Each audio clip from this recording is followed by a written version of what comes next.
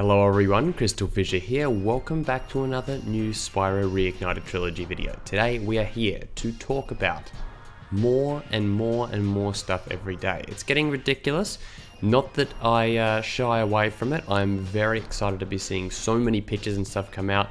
Again, I try not to report about it on just an individual basis. I wanted there to be a lot of information, and I think that both the Game Informer article, some of the concept art, and then the drop of some more enemies and stuff like that today makes me really want to cover this now and sort of go into a big all-encompassing discussion about it. So what I'm going to do is I'm first going to go through the pictures first, that are some of which are in this Game Informer article, then break down the Game Informer article a little bit as well, because there's some interesting tidbits in there. There's been some stuff that I believe has slightly been taken out of context due to wording. That's to do with the Stuart Copeland stuff, which I will address in a minute. But firstly, let's go through some of the pictures, shall we? All right, so first things first, we have a picture of what appears to be, and by what appears to be, I mean it literally is. It is the beast with a billion backs. No, it is the beast from Alpine Ridge. Spyro is running away from, or charging away from it. It is it's scary. I like it. I like this design. I think they've done a really good job with it. You see in the background there, that appears to be, again, Alpine Ridge. For some reason I'm losing my, I'm trying to say Alpine Ridge and then I get stuck and I don't say it. But yeah, that's Alpine Ridge. There's a second picture right here, which is interesting, and some other people have talked about this, like Canadian Guy and Fringe and stuff like that. They've said that sorry for that cut, Mum got home from work, but yeah, as I was saying, they were saying that some of the angles here in these press releases seem to indicate that it could be from a moving video or could be part of a video file. This, if you look, if you go back and forth between these two, it could conceivably be that. It looks like, Spyro's sort of in motion, and there's some other screenshots in a sec that we will go over and properly point that out. The next picture we've got, and this one was one of the most recent pictures, is a really cool art piece. Again, the art book, man, this is prime example number one. All these different amazing art styles. I think they've done an exceptional job with it. You've got the old druid guy on top there commanding him, and he's making his mark. It's fantastic. I love this sort of minimalist art style they're going for. That thing in there is Spyro or something. I don't know. It's just crazy. I'm looking forward to seeing all the kind of art styles in this at this point, gotta be happening, totally 100% gotta be happening, confirmed, question mark, clickbait, not clickbait, art book, let's hope. Alright, next one. A more detailed picture here of a Wizard Druid guy. I mean, this, I love it. I love the eyes, give him a really massive sense of personality, like it makes him feel like this, it almost looks like he's got a strawberry on his head as well. Like, I love it, like skinny legs as well. This is the kind of detail that, I think that Insomniac would appreciate. I think if you were to show this to someone like Ted Price or Al Guy or whatever, Hastings Brothers, they would look at this and I think they would appreciate the vision here. And I think same with anyone that worked on the original games. I think it's faithful while still feeling goofy in its own new way. This picture here is absolutely gorgeous. This is the homeworld. This is the Magic Crafter's homeworld. It also kind of reminds me of. It also looks a little bit like the title sequence bit in the first game. For like the opening credits or whatever. But the section to the left, indicates that it's meant to be that section. And yeah, I think seeing all of the mountains in one go is going to make things look really cool. I think that the depth we're getting, and that's what I've been talking about a lot in the other videos, is that the depth of background, that is hugely, to me, crucial in like world building and stuff like that. And we'll be able to see like all these different things. And it actually makes me wonder as well about something like an Autumn Plains. Like, is Autumn Plains going to have all these planes? Like, I mean, isn't that some bloody good analysis there? But seriously though, that is actually like one of the things I'm wondering about. Like, these levels that, due to restrictions, they're not able to be as big as they are. Are we going to see all these just crazy backgrounds? Because when we have with Toasty, so far, you look at the footage of Toasty, there is all that bay, like sort of water in the background, or lava water, whatever it is. You get to see that. what's it going to be like in Spyro 2 and 3? Some of those levels, Midnight Mountain.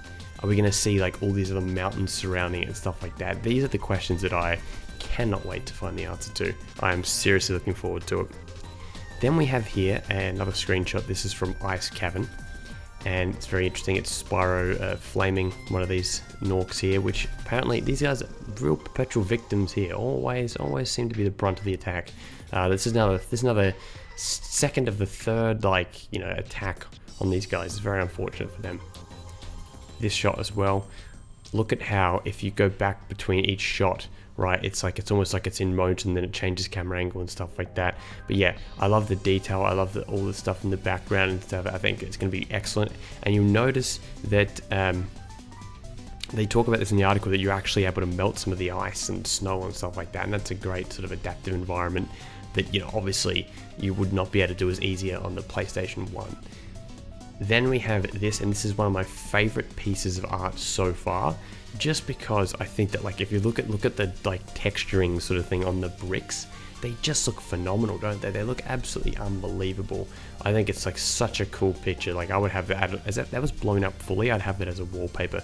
All the rugged rocks down, as the ice falls and stuff like that. I think the ice cavern is going to look gorgeous. I think I'm a big fan of ice levels in general in video games, like snow levels, winter levels, so it's going to look crazy, all of those levels, I think. Then we have this, and this is an old mate. This is a punk rocker guy. This is actually a cut member from Blink-182. No, just kidding. It's a punk rock dude. He is. People have said from Beastmakers. I'm going to say that this is from Terrace Village, I believe. Because looking at the environment, stuff like that, looking at the colors, it looks like the home world, if you remember, the home world kind of has that blue tone to it, to the home world or something like that in the trailer, unless they've changed it, which I doubt they have. But I think this is going to be a Terrace Village guy. Very, very cool. I love, also, side note, I love how so many people who comment on my videos and stuff like that always say Terrence Village. So many people say Terrence Village, but yeah, I just let them get away with it. It's okay. Another picture of Toasty, another concept art of Toasty. Toasty's been a great redesign, and you can tell that they're passionate about it. You can tell they love it. I mean, they talk about in interviews and stuff how the Toasty was actually the first thing they actually worked on. So that's very interesting, and I love it, and it looks great, and that's all I'm going to say. There's no more nuance to my discussion here. It's just yes, it's good. Okay, let's go. And then Toasty again, here in sheep form, sheep on stilts form. A truly beautiful sight to behold, again, for the 1 millionth time. Art book. Be able to see these in full, print quality, 300 to 600 DPI. That would be the shiz. Although, interestingly enough, and people have talked to me about this, and I've seen this on Twitter, apparently Toys for Bob have been liking a lot of tweets about doing an art book, so clearly they're listening. I would say it's clearly being planned. That's the one difference in the marketing between Vicarious Visions and Toys for Bob and Spyro and Crash, is that Vicarious Visions didn't really, I think maybe there's a couple concept art things, I think maybe at some point, but this is a really good way of engaging the community and giving people content all the time, so I can talk about it and everyone else. It is great, because what it means is you've got all this awesome stuff that comes out, like footage from the levels and blah blah blah, but then you also have the stuff where you've got these supplementary, more basic content of how the design process is going through, and so you're giving people an extra peek into the process of game development and design and art and stuff like that. And I think it's a very, very effective way of building hype, of making people excited for you, for your game. So I mean, yeah, you guys all know it. I think that I'm preaching to the choir here when it comes to all of this stuff, but yeah, I hope you guys are overall liking all this. I certainly am. Now let's start talking about the Game Informer article and look at some of the more interesting things said there. So the first interesting paragraph is the third paragraph, and I'm going to read it out for you. I'm going to read out all this stuff for you. It says, Toys for Bob's mission to retain the nostalgia of the series but enhance it visually proved to be a little more challenging than Vicarious Visions, as the visual fidelity of the original Spyro games didn't hold up as well as Crash's. Huh? No comprende.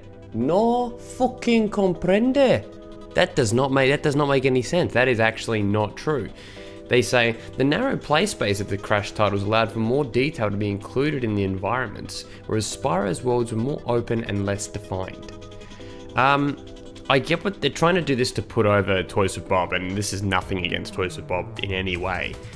But that's just not true. Just because Crash had less space, if you actually analyze the textures of the Spyro games, and like, I hate to sort of be like an uppity, I know everything, but I have looked through every single texture in the original Spyro trilogy with my texture hacks, gone through everything, looked at them through the world viewer. There is far more detail in the actual textures compared to Crash. That's not to say that Crash doesn't look phenomenal. The way that Crash used VRAM and actually was able to like cycle through textures and do draw distance and stuff like that is phenomenal, absolutely phenomenal. But it is not on the level of Spyro, because Spyro had these full levels. Some textures had over 200 colors in them just in one texture. You want to look at the N64. The N64 could not have more than 16 colors per texture. Like, it's not, that's just, I get what they're trying to say, because they're trying to say it's more detailed now. No. Toys for Bob artists did their best to try and get in the mind of Insomniac artists to figure out their grand vision. Some of the stages teamed the idea of ancient civilizations and magical places, but ended up consisting of just 2 huts and a streak of magical light in the distance, without adding any other geometry that would change the play space. Toys for Bob's design team expanded on this vision as much as possible. The environment still consists of just 2 huts, but they look entirely different and are now intricately detailed to convey the sense of society and magic. It looks like a new game, but fans will find it oddly familiar. So yes, big fan of that. Love that paragraph after the bit about it not looking as good as Crash, because I'm bitter or something like that. I agree with that, because it's exactly what I've been talking about, the world building, the lore, being able to actually see more detail in the actual environments that they weren't able to do the first time. We're trying to stay true to the original intent, but 20 years have passed, and when you go back and see what those games look like, you have a nostalgic idea in your mind, but it isn't what you expect, says Josh Nadelberg. Yeah, so Toys for Bob showed people at Game Informer 2 stages from the game, both set in the artisan's homeworld. They say, even in the original games, this realm delivered a strong European and Tuscan style, but now I find myself focusing more on the foliage than the architecture and the difference. The stage of note is called Toasty. Spyro is in ankle-high grass that flows with the wind and turns to cinders when his fire breath scorches it. Even the grass completely changes the look in the game. In the original title, Spyro just stood on a flat green slab. I noticed a series of sparkling gems sitting on a brick wall that are slightly hidden in the grass, and are also in shade, another new element, as the games didn't have any form of lighting and instead relied on vertex coloring to simulate it. Yes, that's a good point about how we use vertex shading and stuff like that, which you'll see is used in Myths Awaken and also Spring Savannah, the 2 Spyro fan games, which if you haven't heard of them, please do your due diligence and check them out, because they're awesome. But yeah, so that's all cool. I'm not centered here. I need to, yeah. Alright. So yeah, they rebuilt all the games to scratch in Unreal Engine 4, blah blah blah. I'll let you guys read this article yourself. I'm just scouring through it here live here, trying to actually remember the other paragraph I wanted to read. Yeah, interesting. It says that that they were able to use developed tools to extract as much data from the Insomniac games as possible, which is funny, because again, I look at that and go, hey, my old mate, my buddy Clement Company did that with the old world viewer. We've got some of, even in this community, we've got people that are probably using tools that are basically on par with full-time, developers here, because I mean the world viewer does a lot, and for the record, the Spyro world viewer actually has more features that have not actually been fully released yet. That's a little bit of a teaser. That will be coming soon, I believe. There's some more detailed stuff. I've actually tried it out. It's not as like visually stimulating as what like some people will want, but like it's pretty interesting. So they talk about all this stuff with relying on the level meshes and using them, the paint overs and stuff. And what is it? Yeah, the original game is basically running under a bunch of layers. Kavik explains. Yeah. They talk about the adaptive enemies like the dog. They talk about the wizard who is with the dog, starts an assault, but again isn't a match for fire. His physical being goes up in smoke, and his hat sinks comically onto his cloak. Spyro looks exactly the same, but the lighting in the environment often makes him look different in colour. He's still golden purple, but his shiny scales are pulling in the shades of pink from the artisan sky. That is seems to be directly addressing the idea that maybe, like people are saying, oh, he's not the right colour or whatever. It's just depending on the skies, depending on the levels and stuff like that. So yeah, it's very interesting. Then there's this article, of course, has pictures from the I used to analyze before. Now they say one big change of the fans one big change fans of the Spyro the Dragon games will see is every Elder Dragon has been redesigned. We had a chance to see one with Spyro freeze after exiting the art gallery. I'm going to say the art gallery is probably going to be the bit in Toasty. That's my guess that it's referring to. I know some people did a bit of a wink. I just blinked because I can't properly wink, so I'll just go like that. And it's going to, yeah, there you go. But yeah, very interesting. This one in particular, yeah, so Toys for Bob wants each dragon to hammer home the theme of the world they inhabit. This particular one holds a paint tray, wears a stylish cap, and sports a tiny moustache. None of the dragons are just palette swaps. Yeah, you know, I'm okay with that. I wasn't massively attached to the dragons in the original game. Not to say that I wasn't, like, didn't love them and everything, but like, they're not, I mean, even the dragons and stuff like that, the dragons that, you know, from the eggs, they're a cool part of the game, but I'm happy to see, you know, individual different ones and stuff like that, and more nuance to them, even if I may not agree with every single design choice. Yeah. Spyro converses with the Beast. We notice his voice has changed. In the first game, he was originally voiced by Carl Salazaki, but was replaced by Tom Kenny. Yeah, so Kenny voicing all three. That's going to be very interesting for me to note. Now, here's the bit that has people freaking the hell out. Composer Stuart Copeland's original scores are being used, but the music is now dynamic, shifting in tone when Spyro moves from exploration to combat. It's a small change that goes a long way in heightening the moment of facing off against Toasty the Scarecrow, who now has a mischievous grin, fluid animations, and can eventually be burned down to reveal he's a sheep standing on stilts. Now, when they say composer Stuart Copeland's original scores are being used, I do not believe that Stuart Copeland is coming back and they've taken his files. I do believe they are going to be recreating them, but they're saying original scores means that, like, MIDI notes and stuff like that, it means that it's going to be very, very authentic to the original, but it's not actually going to be Copeland's original tracks, the actual physical MP3 tracks. It's going to be remade. That's just my thing. The way that they've worded that, I think, you know, I don't blame people for getting the impression that Copeland's actually returning, but I do not believe that would be the case.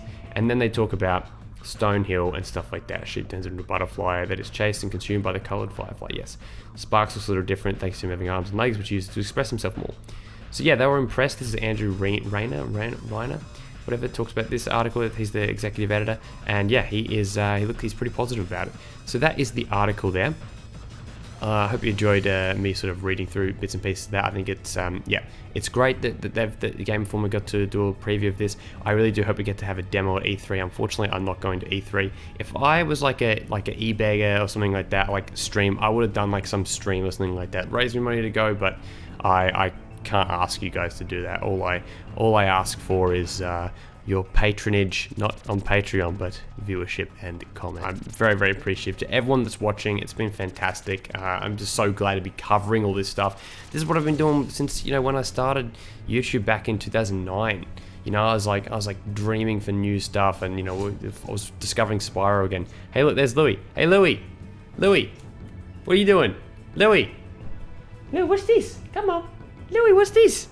What's this? Who's this? Hello, Louis. What you doing? What's Louis doing? Hey, Louis, look at the camera. Who's that? Who that? This is Louis. Yeah. What are you doing, boy? Down there, boy. Down there. Whoa. He's going crazy, boy. He's going crazy. I apologize for that brief detour. But anyway, guys, sappy stuff aside, let's look at the one last thing and then we'll wrap it up. This is a cool little picture. This is a little Crash cameo, Crash reference, I guess, which is pretty cool.